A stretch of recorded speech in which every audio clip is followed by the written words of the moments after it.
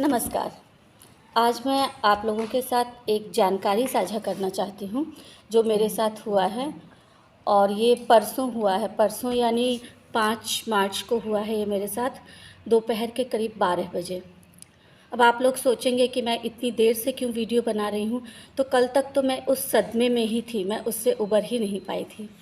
आज मैं बता रही हूँ जिससे कि जिन जिन के बच्चे बाहर रहते हैं, अपने पेरेंट्स के पास नहीं रहते, वो कृपया सावधान हो जाएं। तो हुआ कुछ यूँ कि मैं तो घटना कुछ इस तरह है कि मैं एक टीचर हूँ, मैं क्लास में थी, क्लास 8 की क्लास में थी। 12 बज रहे थे दोपहर के और मैंने बच्चों को कुछ लिखने के लिए देखे और मैं घूम के देख रही थी बच्चों को। तब तक में एक लड़के ने बोला कि मैडम आपका मोबाइल बजा।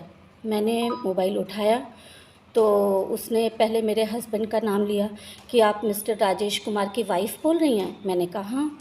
तो आप स्वाति चौधरी की मम्मी बोल रही हैं? मैंने कहा हाँ। तो आपकी बेटी कहाँ रहती है, क्या करती है? मैंने कहा मैं आपको क्यों बताऊं कि मेरी बेटी कहाँ रहती है, क्या करती है? तो बोले कि बताना तो आपको पड़ेगा, आपकी बेटी को हमने गिरफ़्तार कर लिया है, वो अरेस्ट हो चुकी है और वो एक फ्रॉड किया था उसने, इसलिए अरेस्ट हो चुकी है। तब मैं थोड़ा घबरा गई। मैंने पूछा कि क्या फ्रॉड किया उसने?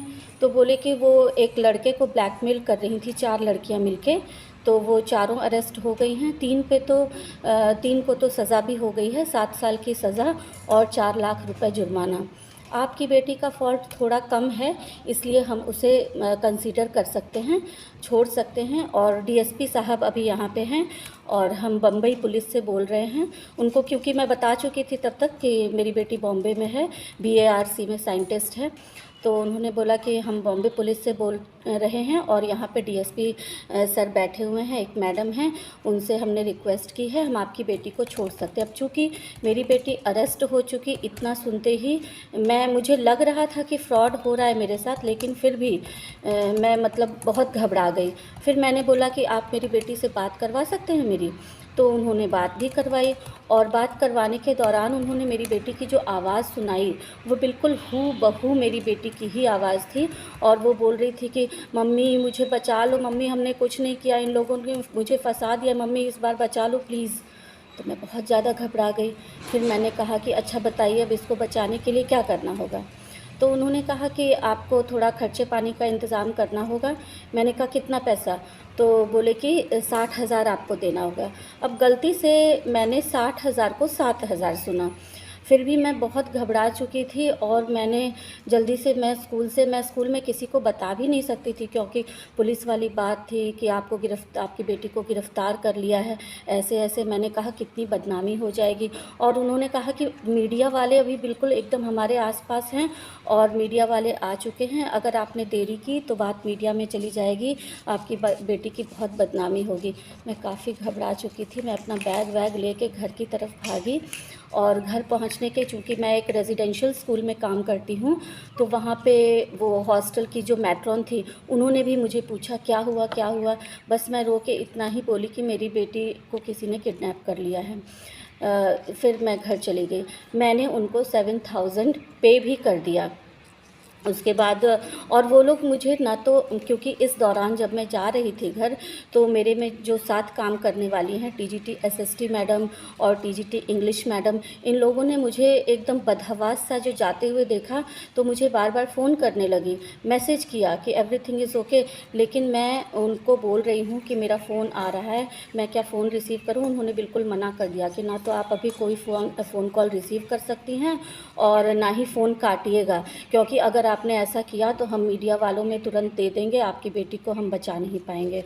और वो लोग बार बार कसम खा रहे थे, बहना इसकी कसम, उसकी कसम, माता रानी की कसम, काली माता की कसम, तुम्हारी बेटी बिल्कुल सुरक्षित है, तुम खाली पैसे पेमेंट कर दो।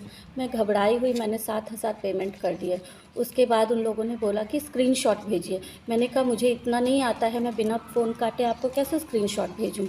तो बोले कि उन्होंने मुझे प्रोसेस बताया कि ऐसे बैक में जाइए और स्क्रीनशॉट भेजिए। मैंने भेज दिया। फिर वो लोगों को बहुत गुस्सा आया कि 7,000 भेजा, हमने तो 60,000 कहा था। तो मैं गलती से सुन नहीं पाई थी। उन्होंने बोला 60,000 भेजिए। अब मैं और घबरा गई। मैंने बोला मेरे पास तो इतने पैसे नहीं हैं अभी। तो बोले कि आपके पास कितने पैसे हैं अभी? मैंने बोला मेरे पास तो 20,000 ही हैं। तो बोले कि ठीक है, आप और 13,000 भेजिए, उसके बाद हम सोचते हैं। तब तक में मुझे कहीं न कहीं लग रहा था कि मेरे साथ कुछ गलत हो रहा है। तो मैंने एक पेन लिया और घर से बाहर निकल के किसी तरह से मैंने मैट्रॉन मैडम के हाथ पे अपने हस्बैंड का नंबर लिखा और उनको इशारे में बोला कि आप इनको फ़ोन करिए और बोलिए कि बेटी खतरे में है। मैट्रॉन मैडम ने फ़ोन किया। मेरे हस्बैंड ने तुरंत मेरी बेटी को फ़ोन करके कन्फर्म किया, वो बिल्कुल सही सलामत थी, अपने रूम में थी। उसके बाद मैट्रॉन मैडम उन्होंने फिर से फ़ोन किया। फिर टीजीटी इंग्लिश मैडम भी तब तक मेरे पास पीछे से पहुंच चुकी थी, अपर्णा मैडम। उन्होंने बोला कि मैंने भी बात की है, बिल्कुल आपकी बेटी को कोई प्रॉब्लम नहीं है, बिल्कुल। और तब तक में ये जो स्कैमर था वो फ़ोन पे ही मेरे साथ था, व्हाट्सएप नंबर पे मेरे से बात कर रहा था। और उसके बाद फिर मैं थोड़ा सा रिलैक्स हुई। फिर इंग्लिश मैडम को मैंने फ़ोन दिया, इंग्लिश मैडम ने भी उससे बात की, उसको डांटा। तो इस तरह से उन्होंने मेरी बेटी की आवाज़ निकाल के बिल्कुल हूबहू और मुझे परेशान किया। तो ऐसे ही अभी इन स्कैमर्स का बहुत लोगों को फ़ोन जा रहा है, तो कृपया आप लोग सावधान रहें। धन्यवाद।